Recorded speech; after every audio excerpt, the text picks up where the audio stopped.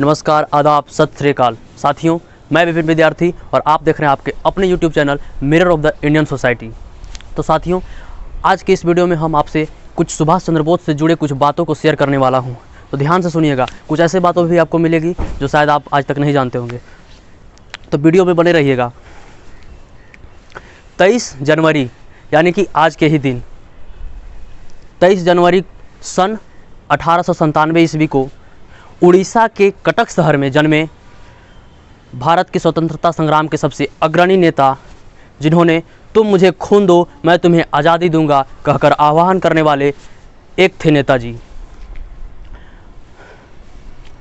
बचपन से बहुमुखी प्रतिभाशाली के धनी और पढ़ाई लिखाई में अव्वल दर्जे का विद्यार्थी, जिन्होंने सन 1920 ईस्वी में ICS यानी कि इंडियन सिविल सर्विसेज एग्ज़ाम उत्तीर्ण करने वाले एक थे नेताजी। पर किस्मत को कुछ और ही गंवारा था, क्योंकि इतने बड़े स्वाभिमानी और देश प्रेमी वतन परस्ती जो ठहरे, जिन्होंने सन 1921 में ICS की नौकरी से त्यागपत्र देकर CR दास को अपना राजनीतिक गुरु मानकर अब राजनीति में, भारतीय राजनीति में कदम रखने वाले एक थे नेताजी। गांधी जी द्वारा असहयोग आंदोलन चलाया गया था, उसका समर्थन जो करना था, उसके समर्थन में अपनी नौकरी को त्याग देते हैं। और त्यागने के बाद वे फिर क्या था, जब असहयोग आंदोलन का प्रभाव पूरा देश में बढ़ता गया और पूरा देश झूम उठता था, मानो ऐसे कि हमें आज़ादी अब मिलने में तनिक देर ही नहीं, जैसे खुशियों का सवेरा आने में अब एक रात ही बाकी है। पूरा देश उल्लास से भरा हुआ था और एकाएक अचानक एक चौरी चौरा की घटना घटती है, जिस हिंसक घटना से आहत होकर बापू ने असहयोग आंदोलन को स्थगित किए। हालांकि उस समय के अनुसार से गांधी जी द्वारा लिया गया यह निर्णय बिल्कुल ही सही था, परंतु पूरा देश में मायूसी सी छा गई और गांधी जी को यह कहने वाले कि जब पूरा देश की जनता की उत्कर्ष चरम पर था, उत्साह चरम पर था, तो गांधी जी द्वारा असहयोग आंदोलन वापस लेना एक मूर्खतापूर्ण निर्णय था। ऐसे कहने वाले एक थे नेताजी। ऐसे ही तो थे हमारे नेताजी। सन 1938 और 1939 में लगातार 2 बार कांग्रेस का अध्यक्ष बनने वाले, चुने जाने वाले, और विचारों में विभेद होने के कारण उससे त्यागपत्र देने वाले एक थे नेताजी। पर वे कभी रुके नहीं।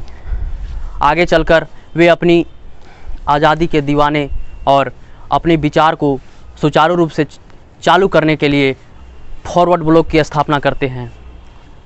स्थापना करने वाले और तमाम तरह के देश सेवा में तमाम तरह के झूठे मुकदमे के कारण अनेकों बार जेल जाने वाले एक थे नेताजी। आज़ादी की चाहत लिए इटली, जर्मनी, रूस, जापान से सहायता प्राप्त करने वाले एक थे नेताजी। जर्मनी में कैद भारतीय सैनिक हिटलर के द्वारा जो किए गए थे, उनके अंदर देशभक्ति जगाने वाले और अपने साथ लेने वाले एक थे नेताजी। जापान में उन सैनिकों को ट्रेनिंग दिलाकर और जापान से तोहफे में अंडमान निकोबार लेने वाले एक थे नेताजी। और अंडमान निकोबार का नाम शहीद और स्वराज रखने वाले एक थे नेताजी। सुभाष चंद्र बोस एक थे नेताजी। आगे चलकर वे अपनी सेना को आज़ाद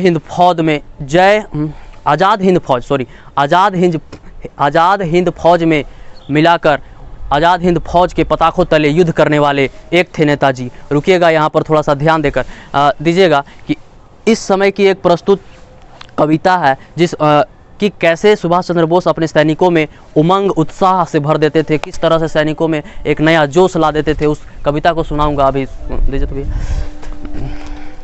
सुनिएगा। कविता का शीर्षक है खूनी हस्ताक्षर, जिसको गोपाल प्रसाद व्यास ने लिखा है। बहुत ही, अगर इस कविता को आप ध्यान से सुनिएगा तो वादा करता हूँ कि उस जगह का अगर तापमान उठ नहीं गया तो फिर कहिएगा। सुनिएगा। वह खून कहो किस मतलब का जिसमें उबाल का नाम नहीं, वह खून कहो किस मतलब का जिसमें उबाल का नाम नहीं, वह खून कहो किस मतलब का आ सके देश के काम नहीं, वह खून कहो किस मतलब का जिसमें जीवन न रवानी है जो परवश होकर बहता है, वह खून नहीं है पानी है। उस दिन लोगों ने सही सही खून की कीमत पहचानी थी, जिस दिन सुभाष ने बर्मा में मांगी उनसे कुर्बानी थी। बोले स्वतंत्रता की खातिर बलिदान तुम्हें करना होगा, तुम बहुत जी चुके जग में लेकिन आगे मरना होगा। आज़ादी के चरणों में जो जयमाल चढ़ाई जाएगी वह सुनो तुम्हारे शीशों के फूलों से गूंथी जाएगी। आज़ादी का संग्राम कहीं पैसे पर खेला जाता है, यह शीश कटाने का सौदा नंगे सर झेला जाता है। यूँ कहते कहते वक्ता की आंखों में खून उतर आया, मुख रक्त वर्ण हो दमक उठा दमक उनकी रक्तिम काया। आजानू बाहों ऊंचे करके वे बोले रक्त मुझे देना, इसके बदले भारत की आज़ादी तुम मुझसे लेना। हो गई सभा में उथल पुथल सीने में दिल न समाते थे, हो गई सभा में उथल पुथल सीने में न दिल समाते थे। स्वर इनकलाब के नारों के कोसों तक छाए जाते थे, हम देंगे देंगे खून शब्द बस यही सुनाई देते थे। रन में जाने को युवक खड़े तैयार दिखाई देते थे। बोले सुभाष इस तरह नहीं बातों से मतलब बनता है, बोले सुभाष इस तरह नहीं बातों से मतलब सरता है। लो यह कागज है कौन यहाँ आकर हस्ताक्षर करता है, इसको भरने वाले जन को सर्वस्व समर्पण करना है, अपना तन मन धन जन जीवन माता को अर्पण करना है। पर यह साधारण पत्र नहीं आज़ादी का परवाना है, पर यह साधारण पत्र नहीं आज़ादी का परवाना है। इस पर तुमको अपने तन मन का कुछ उज्जवल रक्त गिराना है। वह आगे आए जिसके तन में खून भारतीय बहता हो, वह आगे आए जो अपने को हिंदुस्तानी कहता हो, वह आगे आए जो इस पर खूनी हस्ताक्षर करता हो। मैं कफन बढ़ाता हूँ, आए जो इसे हंस कर लेता हूँ। सारी जनता हुंकार उठी, हम आते हैं हम आते हैं, माता के चरणों में यह लो हम अपना शीश चढ़ाते हैं। साहस से बढ़े युवक उस दिन देखा बढ़ते ही आते थे, चाकू छुरी कटारियों से वे अपना रक्त गिराते थे।